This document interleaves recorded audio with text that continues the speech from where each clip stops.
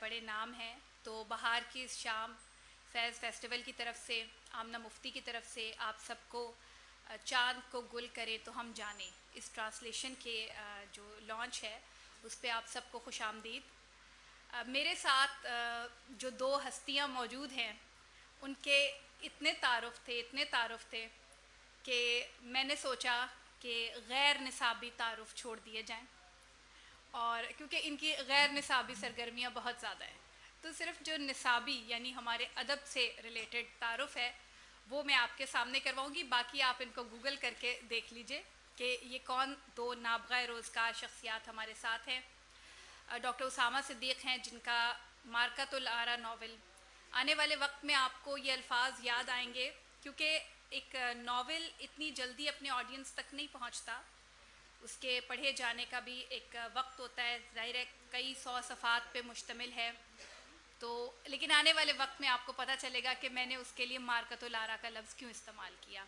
سنفنگ out the مون انہوں نے یہ ناول لکھا، اور لکیلی جب انہوں نے ناول لکھا تو اس کے ساتھ ہی لاک ڈاؤن ہو گیا، اور وہ اپنے قارئین تک نہ صرف کتاب پہنچی بلکہ پڑھنے کا حق ادا ہوا. سب لوگوں کے پاس کرنے کا کچھ کام نہیں تھا. اچھا اگر یوں نہ بھی ہوتا تب بھی وہ پڑھنے کے قابل کتاب تھی، اس میں ریڈیبلٹی بہت تھی. تو یہ اس کتاب کے مصنف ہیں سنفنگ آؤٹ دا مون، اور اس کے ابھی میرا اس بات پہ بھی ان سے بات ہوئی کہ مترجم ہے یا مترجم ہے، تو یہ میرے خیال میں مترجم ہیں جنہوں نے ترجمہ کیا، عاصم بخشی صاحب. ان کے بھی غیر نصابی بہت سارے تعارف ہیں، لیکن فی الحال یہی تعارف ہے کہ یہ ایک درویش منش شخص ہیں اور بہترین ترجمے پہ قادر ہیں، جو اس کتاب کا ترجمہ پڑھنے کے بعد مجھے علم ہوا. تو آپ دونوں کو خوش آمدید.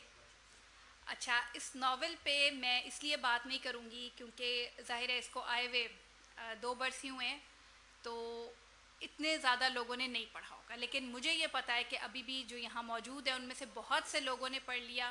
بہت سے لوگ ایسے ہیں جو یہاں موجود نہیں مگر وہ پڑھ چکے ہیں. کہا یہ جاتا ہے کہ 10 سال کے عرصے میں ایک ناول مکمل طور پہ نفوذ ہوتا ہے اس کا اور وہ پہنچتا ہے لوگوں تک، لیکن یہ ناول میرے خیال میں جلدی پہنچے گا. اس کا موضوع ڈاکٹر صاحب زیادہ بہتر بتا سکیں گے کہ کیا ہے، لیکن میرے خیال میں وقت ہے.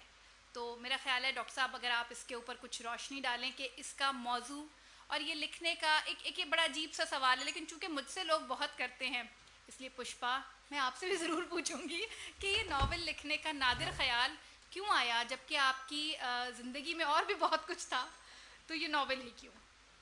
بہت شکریہ آمنہ، آپ کے you very sort of generous praise. میں بھی زندگی میں چاہے چونکہ شاید بہت اور کچھ تھا تو اس وقت سے ضرورت پیش آئی کہ کوئی مختلف چیز کی جائے. دیکھیں میں ہمیشہ سے بچپن سے فکشن پڑھتا آ رہا ہوں، اور مجھے میرا خیال میں انسان کی جو بہت بڑی ایجادات میں سے ایک ایجاد کہانی کہنا ہے، اور اس پہ بہت سے لوگوں نے لکھا ہے کہ جو انسان میں یہ ایبلٹی ہے ٹو بلڈ اے نیریٹو، اس سے ہی انسان کا ارتقاء ہوا، چاہے وہ نیریٹو نیشن سٹیٹ کا ہے، ریلیجن کا ہے، کوئی ایپک ہے. اور اب آپ دیکھ لیں ہر تہذیب کو کہ وہ اپنی پرانی کہانیوں کو اجاگر کر رہی ہے، سامنے لے کے آ رہی ہے. کہانی کی بڑی وقت ہے. اب میرا تعلق چونکہ قانون کے پیشے سے ہے اور پالیسی کے پیشے سے ہے، اور اس میں بھی انسانی آپ کا بے تحاشا لوگوں کے ساتھ رابطہ ہوتا ہے، تو آپ کو احساس ہوتا ہے کہ آپ بہت سی کہانیاں آپ کے سامنے ہیں جن پہ آپ بات کرنا چاہتے ہیں. لیکن ہر ڈسپلن کے اندر کچھ حدود و قواعد ہیں، فکشن میں بھی ہیں، لیکن فکشن ایک بڑا لبریٹنگ ایک چیز ہے، خاص طور پہ ہسٹوریکل فکشن. اور میری جو میں روح شناس اگر تاریخ سے کچھ حد تک ہوں تو اس میں اچھی فکشن کا بہت بڑا کردار ہے. میری کہانی جو ہے وہ تھوڑی سی اس چیز پہ میں آؤں گا کیوں لکھا. آئی تھنک ایک تو یہ سب کانشیس عمل ہے، you don't quite sit down and decide کہ میں نے ناول لکھنا ہے. کچھ لوگ کرتے ہیں یہ، آئی مین آئی تھنک یہ بھی ایک بڑی نیچرل بات ہے کہ ایک تاثر ہوتا ہے آپ کے ذہن میں کہ مجھے لکھنے والا کہا جائے، یا یہ کہ میں مشہور ہوں. اور کچھ ایسے بھی لوگ ہوتے ہیں سادہ دل جن کا خیال ہے کہ وہ کتاب لکھ کے پیسہ کما سکتے ہیں. لیکن اگر آپ کے ذہن میں ایسی خام خیالی نہیں ہے اور آپ نے زندگی میں 2-4 چوٹیں کھائی ہیں تو آپ ان سے دور رہتے ہیں. آپ کتاب کیوں لکھتے ہیں؟ آپ اس لیے لکھتے ہیں کہ اگر آپ واقعی کتاب سے اور کتاب لکھنے والے کی قدر کرتے ہیں، اگر آپ کے خیال میں یہ ایک میڈیم ہے جس کے تھرو آپ بات کر سکتے ہیں، آپ چیزوں کے اوپر رائے دے سکتے ہیں. اب یہ بات نیچرل ہے کہ یہ آپ ایک موناسٹک سینس میں نہیں کرتے، آپ ظاہر ہے لوگوں سے بات کرنا چاہتے ہیں. So you also want your book to go to people, right. مجھے ایک لیول پہ تھوڑی سی آپ کہیں کہ میں اس چیز سے ناخوش تھا کہ ہمارے ہاں جو بہت سا فکشن لکھی گئی ہے انگریزی میں، اور ظاہر ہے ابھی وہ ارتقاء کا عمل ہے، وہ ایک خاص قسم کی فکشن ہے، اس کی ایک خاص قسم کی آڈینس ہے جو عموماً ملک کے باہر ہے. لیکن آپ وہ کہانی کہیں جو آپ کی اپنی کہانی ہے، اپنے لوگوں کے لیے کہیں، اگر اس کہانی میں وقت ہوگی تو باقی دنیا بھی پڑھے گی. آپ دیکھ لیجیے دنیا بھر میں یہی ایک اصول ہے. اس میں یہ سوال بھی ہمیشہ ہوتا ہے کہ اردو میں کیوں نہیں لکھی انگریزی میں، اس پہ بات کریں گے، وہ زبان پہ جب عاصم بات کریں گے. لکھنے کا جہاں تک تعلق ہے، انسان جتنی مرضی کوشش کر لے، اگر اندر سے وہ کیفیت پیدا نہیں ہوتی، وہ دل کا موسم جب تک نہیں آتا، تو آپ فورس نہیں کر سکتے کریٹو کام کو. اگر آپ کام کو فورس کریں گے، ہاں آپ یہ سیکھ جاتے ہیں کہ اس کریٹو موڈ میں آنے کے لیے واٹ ورکس فار یو. تو شاید وہ گتھی میں نے کچھ تھوڑی سی سلجھائی. اور ظاہر ہے کہ آپ کو حساس ہونا پڑتا ہے لکھنے کے لیے. تو آئی تھنک زندگی میں معاملات و واقعات ایسے تھے کہ وہ ایک گھڑی آئی جس کے اندر میں نے اپنا کرافٹ بھی ڈھونڈا، اپنا میتھڈ بھی ڈھونڈا، اور وہ وقت نکالا اور لکھا. میں 3-4 سال سے کوشش اس قابل ہوا تو پھر سامنے دیکھا. بہت شکریہ. اس ناول میں جو چیز مجھے ایک قاری کے طور پہ جس نے بہت متاثر کیا، آلدو ہم نے قرۃ العین حیدر کا آگ کا دریا پڑھا اور اس کو لوگوں نے کہا جی یہ سدھارت یا Volga from Volga to Ganga کے ایک ایڈیپٹیشن تھی یا اس سے انسپریشن تھی. اچھا، اس میں بھی، اس ناول میں بھی ادوار ہیں، لیکن وہ کہیں سے بھی مجھے نہ تو انسپریشن محسوس ہوئی، آلدو ہوگی آبویسلی، کہیں نہ کہیں سے تو انسان انسپائر ہوتا ہے. اس میں ایک کرافٹ اپنا ہے. اگر ان 5 مختلف ادوار کو لیا گیا ہے تو ان کا انداز بیان، ان کی کردار سازی، ہر شے بہت مختلف انداز میں اس کو ڈاکٹر صاحب نے اس کو اس طرح سے، آلدو یہ کہہ رہے ہیں کہ میں ابھی لکھ نہیں پا رہا، تو وہ اسی لیے شاید نہیں لکھ پا رہے کہ اتنی مکمل چیز لکھنے کے بعد اب یہ جب اس کو اگلی کوئی چیز لکھنا چاہ رہے ہیں تو شاید اس طرح سے وہ دوبارہ وہ بھرپور اظہار شاید دوبارہ نہیں آ پا رہا. جب میں نے اس ناول کو پڑھا تو مجھے ایک لمحے کے لیے بھی نہیں لگا کہ یہ انگریزی میں لکھا ہوا ہے، کیونکہ اس کے کردار، اس کی بنت، اس کا لکیل اتنا دیسی تھا، اتنا دیسی تھا کہ بارہا میرے ذہن میں آیا کہ یہ اردو میں کیوں نہیں. اور جب یہ اردو میں اس کی ٹرانسلیشن آئی تو اس میں افتخار عارف صاحب نے یہ لکھا ہے کہ اس کا ٹرانسلیٹ ہونا بڑا ضروری تھا، کیونکہ جو لوگ اس کا کردار ہیں ان کا بنیادی حق ہے کہ اس کو ان کی زبان میں ٹرانسلیٹ کیا جائے. تو ہمارے ساتھ لکیلی اس کے جنہوں نے ترجمہ کیا ہے وہ موجود ہیں، عاصم بخشی صاحب. تو میں یہ سوال ان کے آگے رکھوں گی، کیونکہ ترجمہ جو ہے اس میں انہوں نے ان سے کہا بھی کہ شکر ہے کہ میں ایک ایسے شخص کا ترجمہ کر رہا ہوں جو زندہ ہے. تو یہ بڑی بات ہوتی ہے کہ زندہ مصنف کا ترجمہ کرنا، اور ایک ایسی تخلیق جس کو ابھی آئے 1 سال ہوا تھا، تو اس کو جب آپ نے ترجمہ کیا تو یہ تجربہ آپ کے لیے کس طرح کا رہا، اور مصنف کے زندہ ہونے سے آپ کو کیا فائدہ ہوا؟ اور نقصان کیا ہوا؟ نقصان پہ بھی ہم بات کریں گے، لیکن فائدہ ذرا بیان کر دیجئے. اچھا، میرا خیال ہے کہ آمنہ نے بات کی اور پہلے اس پہ بہت بات بھی ہوتی ہے، لیکن جو ترجمے کا تجربہ ہے وہ شاید مطلب میرے پرسنل لیول پہ اس لیے ہے کہ میں کہانی نہیں لکھ سکتا، اور میں بنیادی طور پہ مشکل تحریریں اور مطلب ایک مشکل پسند شخص ہوں. اور میں نے جو پہلی ٹرانسلیشنز بھی کی ہیں وہ ٹف لٹریری ٹرانسلیشنز ہیں، اور اس میں کچھ بہت سا فلسفی اور اسپیشلی فلسفی آف سائنس، اور تو یہ اس لیے میرے لیے واقعی، یعنی کہ بات تو ظاہر ہنسی کی ہے کہ ایک زندہ شخص کا، لیکن اس کے اندر سنجیدہ پہلو یہ ہے کہ ایک زندہ شخص یا ایک آتھر جب ٹرانسلیٹر کے ساتھ مرج ہوتا ہے تو آپ نہ صرف یہ کہ کسی اور کی کہانی جس کو آپ کبھی نہیں ملے، may be he is a Spanish writer, he is a European writer, کوئی بھی نارتھ امریکن یا ساؤتھ امریکہ کا رائٹر جو ہم لوگ جنرلی تراجم کرتے ہیں انٹرنیشنل لٹریچر کے، اس پرسپیکٹیو سے جو ہمارا اپنا رائٹر ہے اس کے ساتھ جب ٹرانسلیٹر مرج ہوتا ہے اور وہ ایک نئی کہانی کریٹ کرتا ہے، تو اس میں فلفلمنٹ جو ہے وہ اس نظر سے زیادہ ہے کہ ٹھیک ہے اس کہانی کا پلاٹ اور اس کی ساری بنت اور وہ تو آبویسلی رائٹر ہی کی ہے، لیکن ٹرانسلیٹر اس میں اپنا ایک چھوٹا سا ایک حصہ ڈال کے وہ یہ سوچ سکتا ہے کہ اس کہانی کو جب وہ ری اپروپریٹ کرتا ہے اپنے لینڈ کی، اپنی زمین کی لینگویج میں، تو پھر وہ بھی ایک کہانی لکھنے کا یا ایک کہانی لکھنے کا جو مزہ ہے وہ لے سکتا ہے. ادروائز مترجم کو جتنا بھی لکھا جائے کہ جی پولیٹیکلی کہ وہ انویزیبل ہوتا ہے اور اس کے ساتھ بہت زیادتی ہے، لیکن بہرحال وہ کریٹو لیول کے اوپر he's not an original creator of, he's kind of a painter who is painting someone else painting time and again. تو وہ بے شک اس کو نئی طرح سے دکھائے گا مگر اس سے زیادہ کریٹیوٹی کو تو وہ کلیم کبھی بھی نہیں کر سکتا. تو آئی تھنک اس پرسپیکٹو سے جو بھی مزید بات بھی ہوگی لیکن to tell it right now میرا خیال ہے کہ جو 5 ادوار ہیں اور جو اس کے اوپر 6 سٹوری کی کروز ہیں تو میرے لیے جیومیٹری جو ہے وہ سٹوری کی بڑی انٹرسٹنگ تھی. اور وہ جیومیٹری اور جب وہ لینگویج پہ سپر امپوز ہوتی ہے تو لینگویج میں ایک نیا چیلنج آتا ہے کیونکہ وہ ہر زمانے کی لینگویج تھوڑی سی چینج ہے اور ہم وہ لینگویجز نہیں جانتے جن میں ڈاکٹر صاحب نے بات کی ہے. تو ظاہر ہے کہ ہمیں اب اس کے اوپر ایک امیجنیٹو وہ ہے کہ شاید وہ اس طرح کی لینگویج ہوتی ہوگی, ظاہر ہے کہ, اور اس پہ بھی ڈاکٹر صاحب خود بھی بات کریں گے. تو یہ ہماری ایک ٹیک تھی اور یہ اس کا ریزن تھا اور یہی فلفلمنٹ جو تھی اس کا ایکسپیرینس بھی. میں اگر ایک دو باتیں ایڈ کروں بیکاز یہ جو ٹرانسلیشن کا پروسیس ہے اور اس میں بھی ٹرانسلیٹر کا اور لکھنے والے کا اکٹھے کام کرنا یہ اتنا یوزول کام نہیں ہے. عموماً ٹرانسلیشن جب ہوتا ہے نہ تو اتنا کلوز رابطہ ہوتا ہے اور نہ ہی نیسسریلی کولیبریشن ہوتی ہے. میں یہ سمجھتا ہوں کہ ٹرانسلیٹر آپ بہت کثرت نفسی سے کام لے رہے ہیں. اگر ایک پیلٹ ہے جس پہ بہت سے رنگ ہیں, زبان ایک بڑی اوپن ٹیکسچرڈ چیز ہوتی ہے. ہر زبان کی ایک کانوٹیشن ہوتی ہے, ہر لفظ کی ذرا سی اس کی انفلیکشن کانوٹیشن آپ چینج کریں وہ جملہ اسکالرلی بھی ہو سکتا ہے, وہ جملہ جو ہے وہ رومانٹک زیادہ ہو سکتا ہے, ڈپینڈس. ہر تحریر کا ایک موڈ ہے.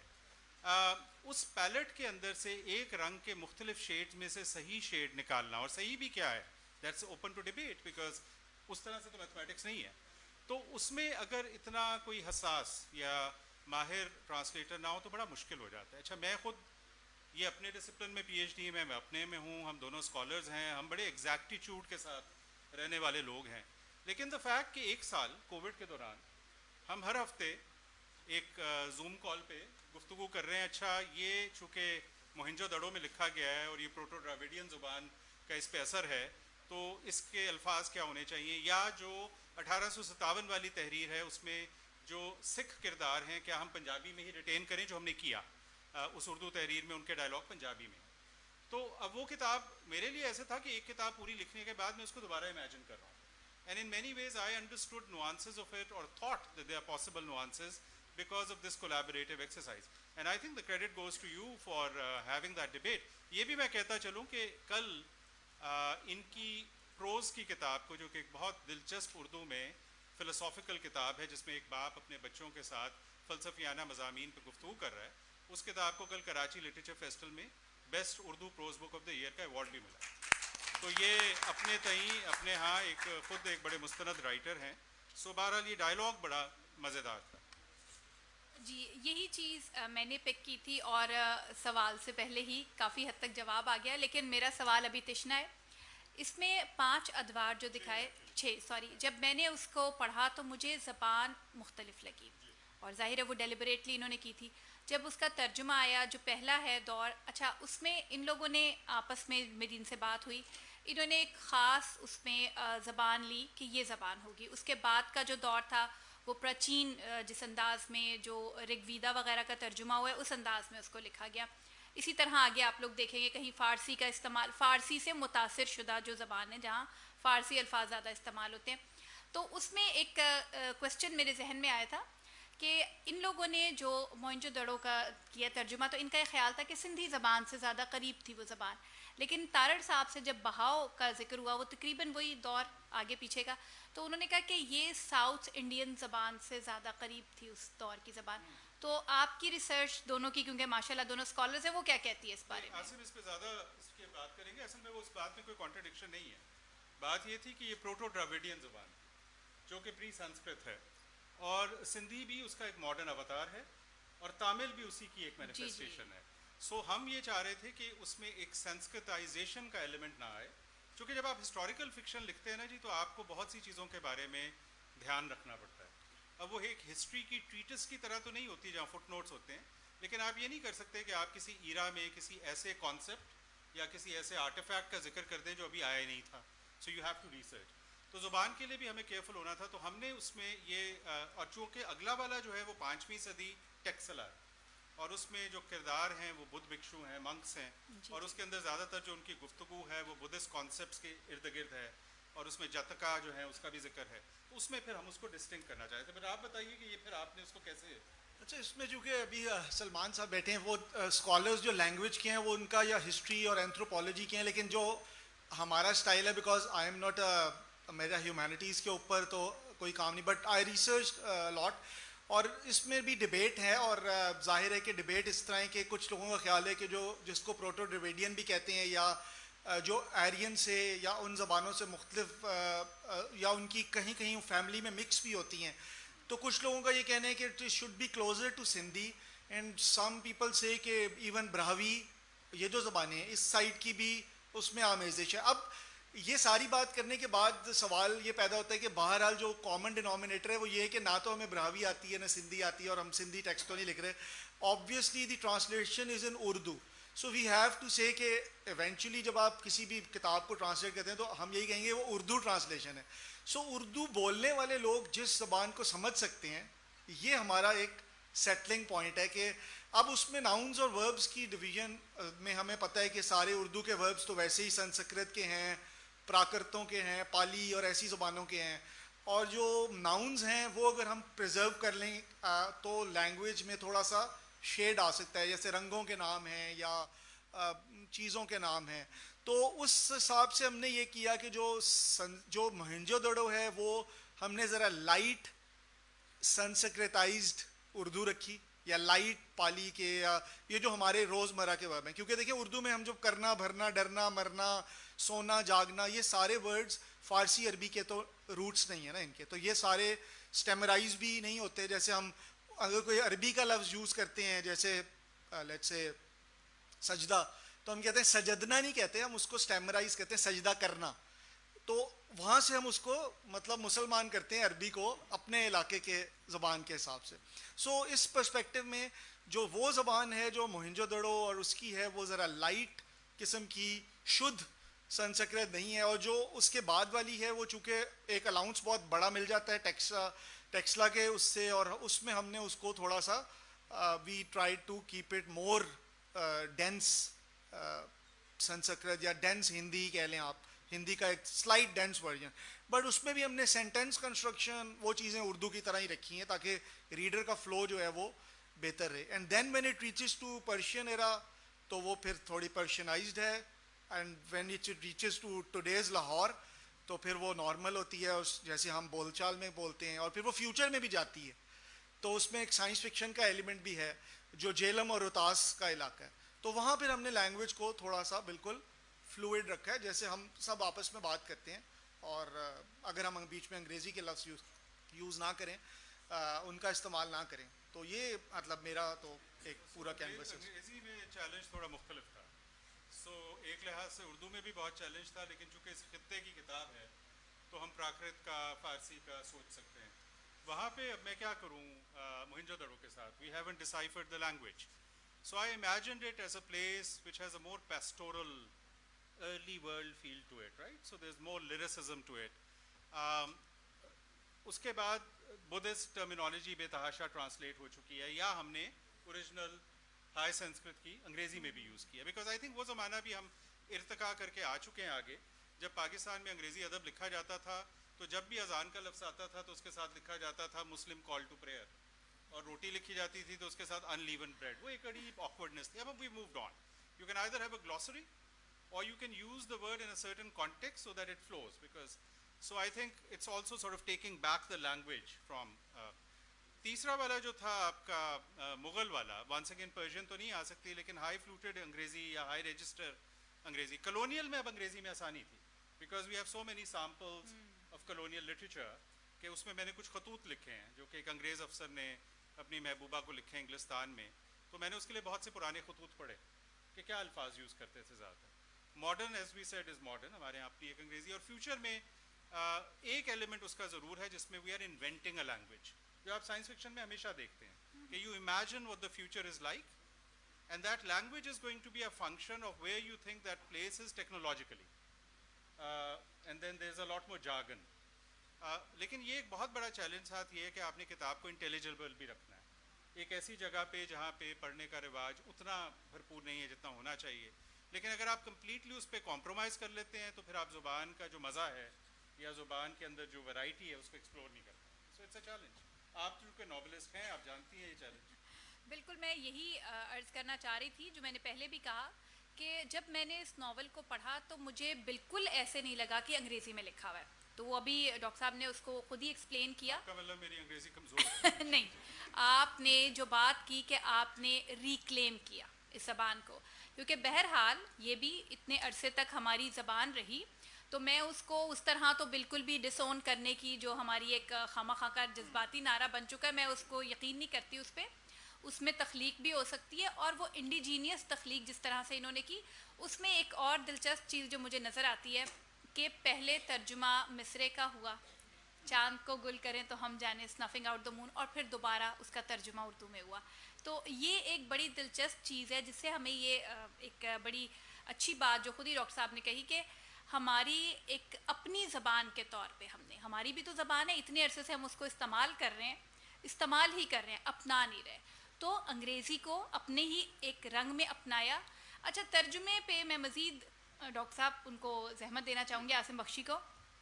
ترجمہ پڑھتے ہوئے مجھے بالکل نہیں لگا میں ترجمہ پڑھ رہی ہوں, لیکن پھر بھی وہ ترجمہ ہے. تو یہ ذرا آپ, ویسے تو اس طرح کے راز سر عام نہیں پوچھے جاتے, لیکن یہ کون سی گیدڑ سنگی تھی جو آپ نے استعمال کی کہ وہ بالکل مجھے محسوس نہیں, مجھے یوں ہی لگا کہ میں دوبارہ وہی ناول پڑھ رہی ہوں, اور وہ اردو کا ناول بھی لگا مجھے. لیکن اس کے ساتھ جو جملوں کی, جو ہم نے پہلے بھی بات کی تھی کہ جملوں کی ساخت انگریزی سے اردو میں آتے ہوئے, وہ بڑا ایک آپ نے فلوئنٹ طریقے سے اس کو وہ کیا. تو ذرا اس پہ آپ اگر روشنی ڈالیں کہ وہ کیا آپ کا ایک نیچرل وے ہے یا آپ نے اس ناول کے لیے اس کو اڈیپٹ کیا اسپیشل. اچھا, اس پہ تھوڑا سا ہلکا سا اف یو الاؤ ہم تھوڑا سا اس طرح سے ڈائگریس کریں گے کہ اس ناول کی کچھ ایگزامپلس تو بھی ایک دم سے ذہن میں نہیں ہیں, لیکن جو ٹرانسلیٹرز ہیں ان کے بیچ میں بھی سکولز ہیں. تو اب جیسے آمنہ نے she gave it as a compliment کہ ترجمہ جو ہے وہ ترجمہ نہیں لگا, but there is a whole school in translation جس کے خیال میں یہ کمپلیمنٹ نہیں ہے بلکہ کرٹیسزم ہے. سو ان کا یہ ویو ہے کہ جی ترجمہ translation should always look like a translation. اچھا, اب یہ بھی ایک پرابلم ہے کیونکہ میرا ہر ٹرانسلیٹر کا اپنا ایک پرسنل ویو ہے, اور وہ چاہتا ہے کہ جی جو اس کا ویو ہے وہ اس کو ظاہر ہے فالو کرے گا ان ٹرانسلیشن.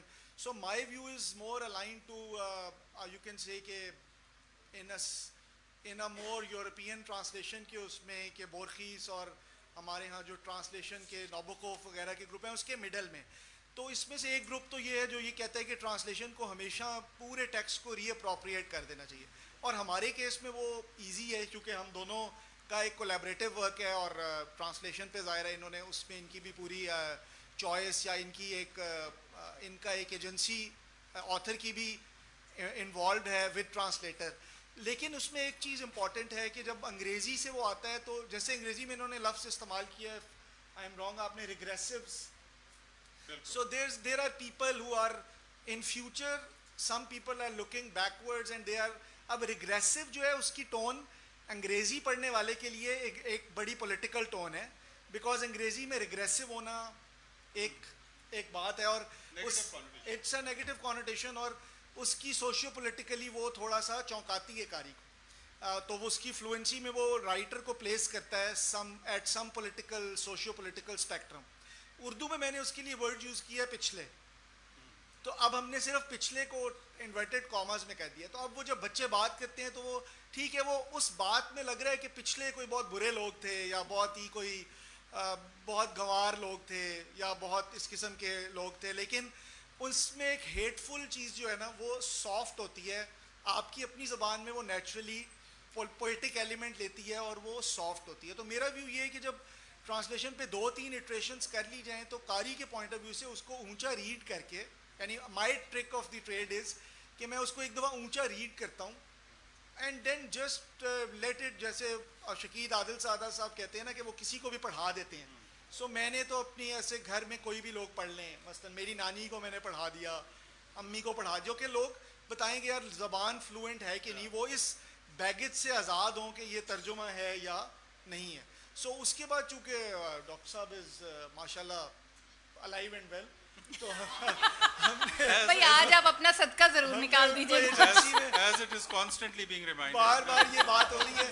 سو ہم نے کہا کہ سر اب آپ دیکھ لیجئے کہ جہاں پہ آپ کو لگتا ہے کہ we should keep it. So I think ہم نے بہت زیادہ جگہوں پہ ایگری کیا, like may be 95%, and there were like 5% of the times when doctor صاحب سیٹ کہ اس کو ہمیں تھوڑا سا یہ اس کو سافٹ کر دینا چاہیے یا اس کو ہارڈ کر دینا چاہیے. I think connotations پہ تو more or less we were always there.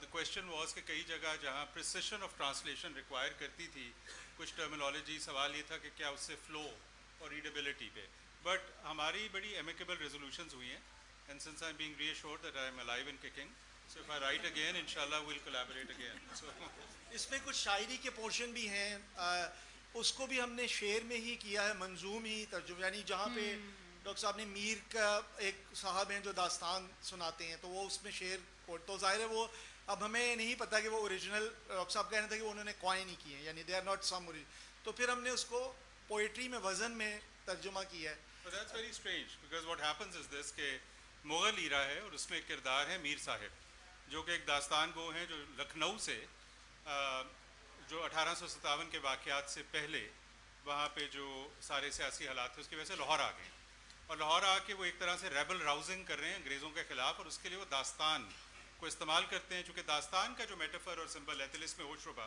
جس پہ کل ایکچولی ہمارا ایک سیشن بھی اگر آپ ٹائم نکال کے آئیں تو وہ استعمال کریں. اچھا, ان کو ایک خاتون اور ایک ینگ آدمی ملتا ہے جو بڑا انسپائر کرتے ہیں, اس خاتون کی بہادری سے امپریس ہو کے وہ اس کے لیے ایک شعر کہتے ہیں, اور وہ خاتون اتنی برجستہ اور اتنی ذہین ہے کہ اس شعر کا جواب شعر سے دیتی ہے. اچھا, میں نے وہ شعر اردو میں امیجن کیے, انگریزی میں لکھے, اور انہوں نے دوبارہ اس کو امیجن کر کے اپنے طریقے سے پھر اردو میں کر دیا. سو یہ ایک عجیب و غریب چیز تھی, which shows also کہ what a wonderful thing language is and how many possibilities there are. جی, اب آپ لوگ کافی حد تک, میری کوشش تھی کہ ناول کے بارے میں کچھ بھی نہ پتہ چلے, لیکن کافی حد تک ناول کے بارے میں بہت کچھ پتہ چل گیا. اور مجھے آلدو اس طرح کے سیشنز میں اقتباس پڑھنا بہت برا لگتا ہے, لیکن اقتباس اتنا خوبصورت ہے. اور میں ابھی بھی بات یہ کر رہی تھی کہ ڈاکٹر صاحب کے ناول میں مجھے جس چیز نے سب سے زیادہ متاثر کیا اور میں پڑھتی چلی گئی اور میں نے اس کا ترجمہ بھی پڑھا, وہ ہے منظر نگاری اور مناظر پینٹ کیے ہوئے ہیں آنے والے وقت کے, گزرے ہوئے وقت کے. تو اس میں جو چیز ہے وہ ہے امیجنیشن. امیجنیشن جتنی اسٹرانگ ہوتی ہے, میں سمجھتی ہوں ایک ناولسٹ اتنا مضبوط ناولسٹ ہوتا ہے. تو یہ ڈاکٹر صاحب اگر آپ کے پاس چشمہ ہے تو نہ صرف الائیو اینڈ کیکنگ ہو, میری نظر آپ دونوں سے بہتر ہے. ارے ماشاء اللہ. تو آپ یہ کالم یہ کائنڈلی ہمیں لاسٹ والا جو ہے ادھر اس پیج پہ, جی دس ون, یہ منظر اگر آپ ہمیں پڑھ دیں تو. کتنا مشکل آپ نے مجھے دیا, اسی لیے وہ سارا ہی سنسکرت میں لکھا ہے آپ نے, اور اوریجنل جٹکاس جو تھی وہ پتہ نہیں کس چیز میں تھی, پراکرت میں ہوں گی. یہ یکشا یوں تو یہ, اچھا اب اس میں کانٹیکس یہ ہے کہ یہاں پہ جو ایک کردار ہے بدھ مترا جو کہ گرو ہے, وہ اپنے ڈسائپل کو یہ سمجھانے کی کوشش کر رہا ہے کہ فیتھ ایک امپورٹنٹ چیز ہے, لیکن فیتھ سے پہلے بھی ریزن بھی امپورٹنٹ ہے. سروائیو کرو گے تو میٹا فزیکل چیزوں کے بارے میں سوچو گے, اور اس کے لیے وہ جو لارڈ بدھا کی زندگی کے قصے ہیں جتکاس کے نام سے, اس سے وہ ایک کہانی بیان کرتا ہے. تو اس کا یہ ایک سین ہے جہاں پہ lord Buddha in one of his avatars is crossing a wilderness and he is assailed by these demons, these yakshas. So یہ اس کا ہے.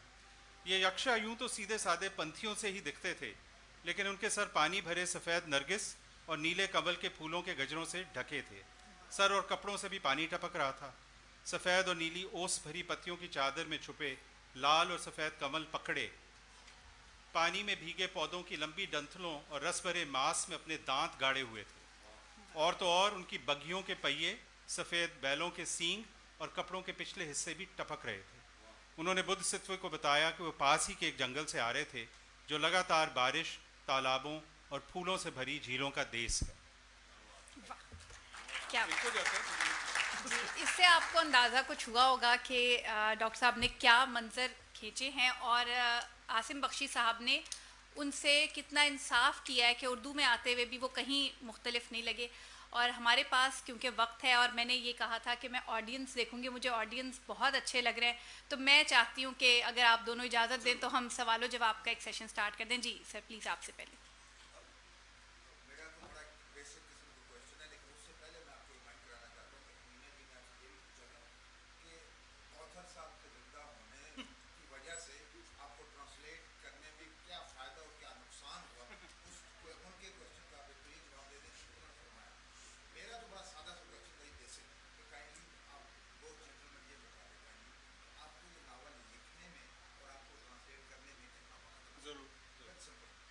पहले बताइए, नुकसान तो कोई नहीं था मेरे जिंदा होने में। नुकसान तो नहीं था, फ़ायदा ही फ़ायदा था। मेरा ख्याल है सबसे बड़ा फ़ायदा ये है कि जब आप कोई भी क्रिएटिव वर्क करते हैं तो एसोसिएशन डेवलप होती है, और एसोसिएशन डेवलप होती है तो एक लर्निंग होती है, and you make new friends. और आपके पास जब आप उन आइडियाज़ से गुजरते हैं, आम तौर पे आप कोई भी प्रेवी नहीं होता कि उस ऑथर ने कैसे लिखा, तो ये एक एडिशनल फ़ायदा है।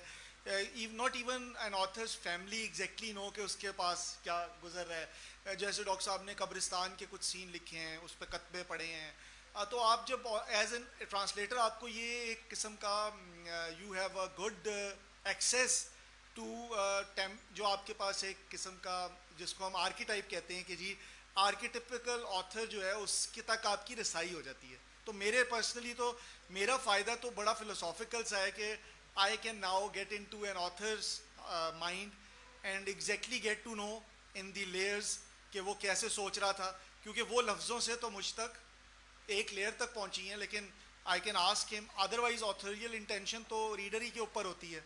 सो ये मेरा ख्याल है कि मुझे जो सबसे मज़ेदार या जो इंजॉयमेंट का पहलू है वो ये था। मेरा बड़ा प्रैक्टिकल फ़ायदा था। टाइम बताइए। अच्छा, टाइम हमें तकरीबन लगा है अराउंड 4 to 5 months जो फर्स्ट इटरेशन में, and then we took about, क्योंकि हम एडिटर भी हमने खुद ही की है, तो आई थिंक 1 more month, तो 6 months कह लें। So Asim is despite his very heavy schedule, a very quick translator. यही करते हैं कि ये फिल बदी 3-4 सफ़े करके भेज देंगे, फिर उसके बाद 1-2 इटरेशंस होंगी। I thought it was quick. मुझे लिखने में कवर टू कवर 10 महीने लगे थे, पर 10 महीने में फुल टाइम ये नहीं कर रहा था, चूँकि मैं कुछ और काम करता हूँ, तो दिन को बच्चों को पाल पोसने के बाद रात को मैं बैठता था, और 10 महीने मुसलसल रात को मैं बैठा हूँ। तो उसमें ज़्यादा सोशल लाइफ ना होना और टीवी का ख़राब होने का बड़ा रोल है, तब आप ये कर सकते हैं। सबसे बड़ी डिस्ट्रैक्शन ये होती है कि आप बजाय लिखने के आपको ये अट्रैक्शन होती है कि मेरे से बहुत अच्छा जो लिख चुके हैं मैं उनको क्यों ना पढूं। अगर आपको किताब का शौक़ है तो so it's very hard labour. वो 10 महीने के बाद फिर आप इनिशियल पेयर रिव्यूज़ के लिए भेजते हैं, उनकी फ़ीडबैक आती है, और फिर अगर आपको कोई पब्लिशर मिल जाए तो वो बजाते खुद एडिटिंग का और उसको फाइनलाइजेशन करने का प्रोसेस भी कई दफ़ा 8-10 महीने लेता है, लेकिन वो वक्तन फ़वक्तन होता है। सो ये जेस्टेशन पीरियड होता है, which is why it's a hard thing to do. और बताइए जी, और कोई सवाल करना चाहें? जी जी जी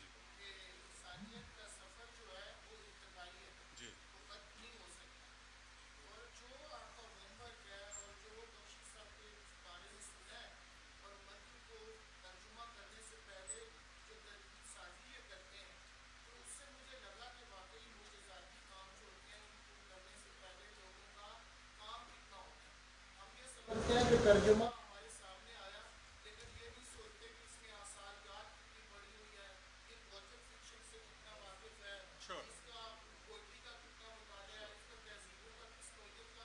आप देखें तो सही कि वो तहजीबी तसलसल को लेकर उसके मुतवाज़ी ज़ुबान को मुतारिफ करा रहे हैं कि वो अजनबी ना लगे। तो मतलब ये कि इस तरह के लोग बहुत कम होते हैं। ये क्या बख्शी साहब कर सकते थे या मोहम्मद सलीम साहब कर सकते थे? ये बड़े कम लोग। नहीं, आप सही कह रहे हैं। तो जब ये मरहला दरपेश था, बिल्कुल सही कह रहे हैं, क्योंकि जो भी है मेरा जो नावल है उसको चूँकि हिस्टोरिकल है, उसमें तमाम चीज़ें जो आप बता रहे हैं लवाजमात हैं।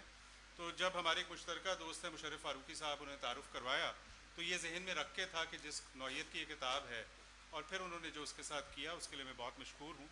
आपका गालिबन, हाँ जी बताइए। जी जी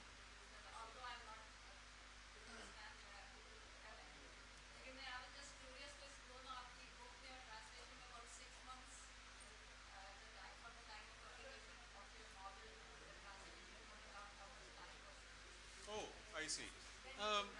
So, I mean, we did the translation in 2020 mostly, right? And 2021 में जाके फिर वो eventually. नहीं, देखिए मेरे जहन में बड़ा क्लियर था कि I wanted this in translation, और एक उसकी ऑप्शन ये भी थी कि मैं खुद करूं। और कई दफ़ा ये होता है हमारे यहाँ जो अंग्रेज़ी लिखने वाले होते हैं उनके यहाँ उर्दू नापैद है एंड वाइस वर्सा, तो वो मसला भी नहीं था। लेकिन मैं चूँकि उतनी महारत और सहूलत से सारा वक्त उर्दू में नहीं काम करता, मेरा काम अंग्रेज़ी में है, तो इसलिए मुझे मुतरजम की तलाश थी। लेकिन ये तो पहले दिन से इरादा था कि ये किताब मैंने अपने ख़ित्ते के लिए, अपने ख़ित्ते पे अपने ख़ित्ते के लोगों के लिए लिखी है।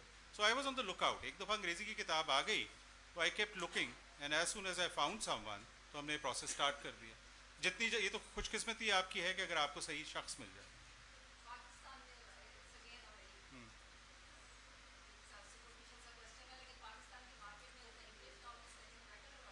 It's early to say because دیکھیں اردو کو آئے ہوئے ابھی چند مہینے ہوئے ہیں، لیکن ایک تو یہاں پہ ایک تاثر ہے. یہ اچھا کہ آپ نے سوال پوچھ لیا کہ کتاب اگر کسی کی 500 بک جائے تو وہ مور کا پروں کا ایک جو ہے نا کوٹ بنا کے پھرے کہ دیکھیں میں کتنا کامیاب ہوں. ہم بہت انڈر سیل کرتے ہیں اپنی ریڈرشپ کو اور اپنی کتابوں کو، اور اس کی وجہ یہ ہے کہ ہمارے پبلشرز جو ہیں وہ انویسٹ نہیں کرتے کتاب کی مارکیٹنگ میں اور اس کی کوالٹی میں.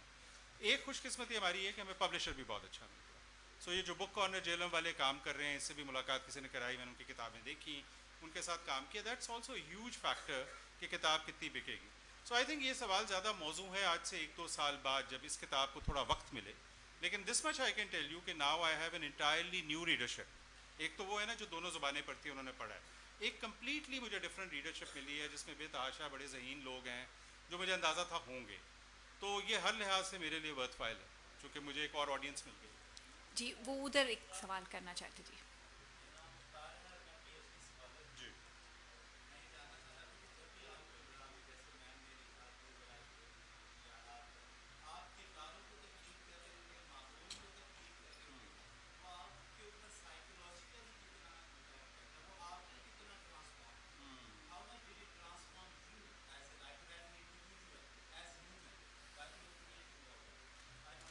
بڑا اچھا سوال ہے. اس میں کہنا فی الوقت میرے لیے مشکل ہے. دیکھیں کئی لحاظ سے کئی لوگ جو پہلا ناول لکھتے ہیں وہ کافی حد تک بایوگرافیکل ہوتا ہے، وہ ناسٹیلجیا سے نکلتا ہے. وہ میں یہ تو نہیں کہوں گا کہ میرے ناول میں ناسٹیلجیا یا پرسنل ایکسپیرینس کا ایلیمنٹ نہیں ہے. کچھ کردار ایسے ہیں جو کمپوزٹس ہیں ایسے کرداروں کے جو زندگی میں ملتے ہیں، اور پاکستان میں ماشاءاللہ کرداروں کی کمی نہیں ہے. مطلب ہر اینٹ کے نیچے کردار ہیں.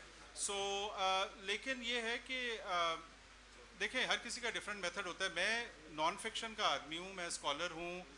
وہ ایک ڈفرینٹ قسم کی رائٹنگ ہے، وہ بڑی اسٹرکچرڈ ہوتی ہے. میرے سے فکشن ویسے نہیں لکھی جاتی. بعض لوگوں نے کہانی سوچی ہوئی ہوتی ہے، وہ پھر اس کو لکھ لیتے ہیں.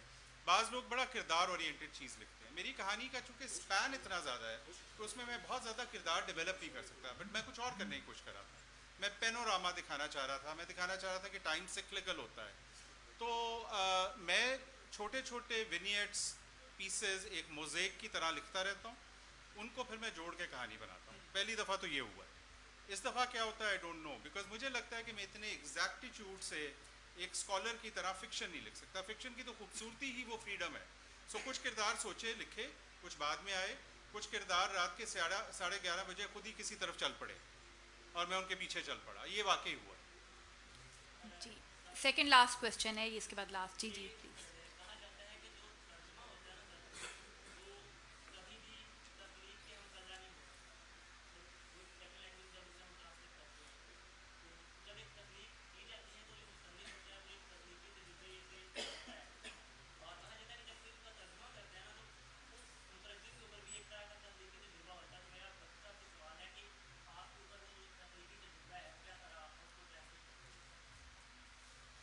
دیکھیں تخلیقی تجربہ جو مترجم کا ہوتا ہے وہ تو اٹ میٹرز. مطلب میں جو ناولس ٹرانسلیٹ کرتا ہوں وہ میں پہلے پڑھتا نہیں ہوں.